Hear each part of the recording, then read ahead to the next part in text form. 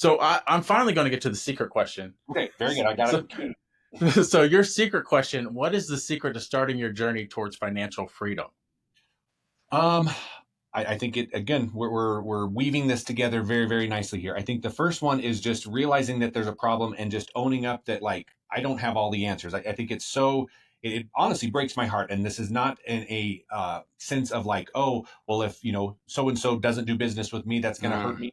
It really, at the end of the day, if they have a proven system that's going to help them accomplish their goals, then God bless them and go on your way type deal. But most often when I find people, they don't have a system and they don't have a way to do this. And they have just, again, resolved to the fact that I'm going to live in debt. I'm going to end up paying more for my house in interest than it's worth.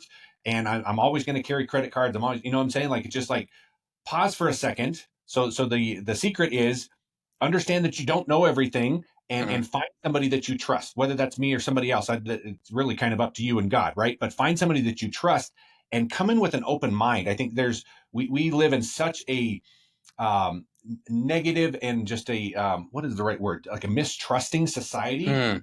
that the second that something feels just a little bit off, or like, oh, that sounds too good to be true, our minds shut off to like, well, that couldn't be that's not possible, right? It sounds too good to be true, so it can't, right?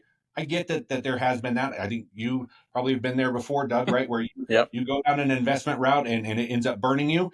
Find people that you trust, find organizations that have been around a long time that have a good track record, and then hear them out. And then if it makes sense, pray about it. I've actually tried to get into the habit before I meet with people is like we pause, like let's put this before God.